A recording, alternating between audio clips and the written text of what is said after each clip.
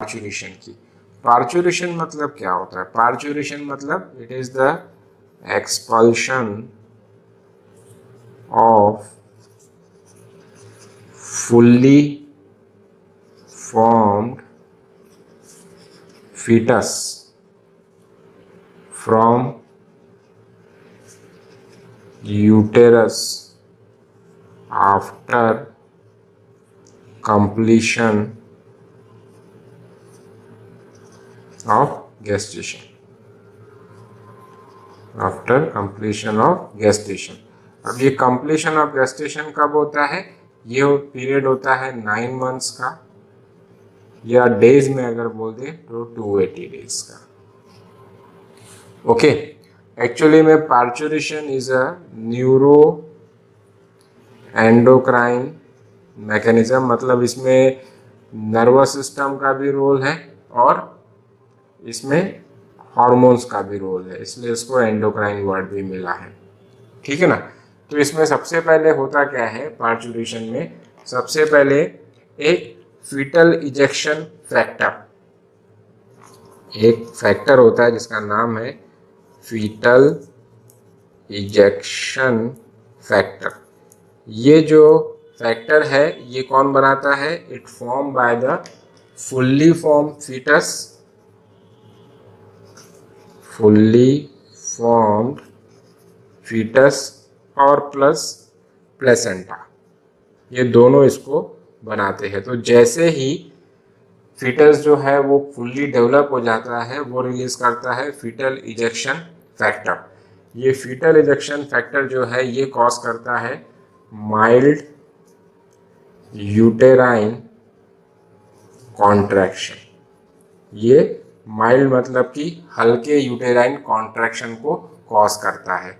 इसकी वजह से जो रिफ्लक्स डेवलप होता है उसको हम बोलते हैं फीटल इजेक्शन रिफ्लक्सेस। ओके, अब उसके बाद ये माइल्ड यूटेराइन कॉन्ट्रैक्शन की वजह से जो मदर का पिट्यूटरी ग्लैंड होता है वो ऑक्सीटोसिन रिलीज करना शुरू करता है। तो oxytocin from maternal pituitary gland. Okay, उसके वजह से क्या होता है कि ऑक्सीटोसिन जो है इसको हम और क्या बोलते हैं? इसको हम बोलते हैं बर्थ हार्मोन, क्योंकि ये स्ट्रॉन्ग कॉन्ट्रैक्शन कॉज करवाता है यूटेरस में। तो यूटेराइन कॉन्ट्रैक्शन इंक्रीजेस। ओके, इसकी वजह से यूटेराइन कॉन्ट्रैक्शन बढ़ जाते हैं, जिसको हम क्या बोलते हैं? लेबर पेन बोलते हैं, जिसको हम लेबर पेन बोलते हैं।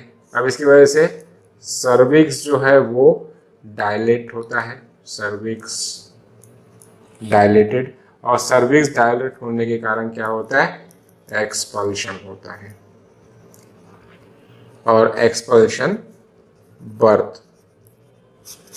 तो इस टाइप से आप पार्चुरेशन का जो पूरा मैकेनिज्म है वो इस टाइप से समझ सकते हैं। अब इसमें एक हमको फेजेस होते हैं इसमें पार्चुरेशन में, इसी प्रोसेस को हम समराइज कर रहे हैं, कुछ नया नहीं लिख रहे। तो फेजेस जो है पार्चुरेशन के, सबसे पहला फेज जो है वो है डायलेशन फेज।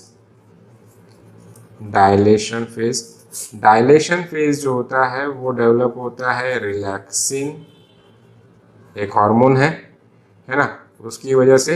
और इसमें क्या होता है? सर्विक्स जो होता है, सर्विक्स इज डायलेटेड, तो डायलेशन फेज। सेकंड जो है एक्सपल्शन फेज। एक्सपल्शन फेज में क्या होता है कि इसमें ऑक्सीटोसिन का रोल होता है, और साथ में जो है ऑक्सीटोसिन रिलीज हुआ है तो स्ट्रॉन्ग यूटेराइन कॉन्ट्रैक्शन डेवलप होते हैं। ओके, और इसी को हम क्या बोलते हैं? लेबर पेन बोलते हैं, अभी बताया था मैंने।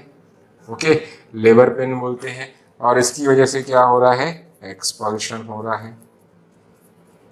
ठीक है। इसी फेज में एम्बिलिकल कॉर्ड जो है वो कट की जाती है, एम्बिलिकल कॉर्ड कट, ठीक है। और तीसरा जो फेज रहेगा उसको बोलते हैं हम आफ्टर बर्थ। इसमें लॉस ऑफ प्लेसेंटा, तो पूरा का पूरा प्लेसेंटा जो है वो बेबी के बर्थ के बाद बॉडी में से बाहर आ जाता है, ठीक है।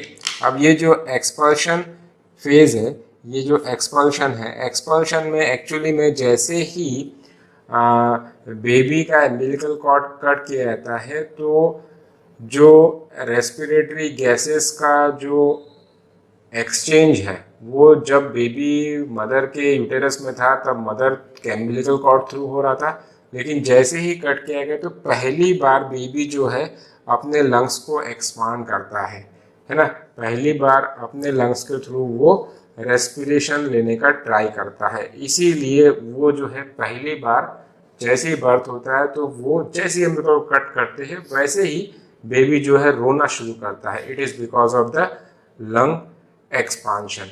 जैसे ही बेबी का बर्थ होता है बेबी का नॉर्मल सर्कुलेशन स्टार्ट हो जाता है, क्योंकि अब मदर के साथ में उसका कांटेक्ट जो है ख़त्म हो गया है, और इसी टाइम पे फोरामेन ओवेल जो है वो क्लोज हो जाता है। फोरामेन ओवेल अगर क्लोज नहीं हुआ तो ब्लू बेबी सिंड्रोम जो है वो होने के चांसेस होते हैं, ठीक है ना। अब कई बार ऐसा होता है कि नेचुरल प्रोसेस से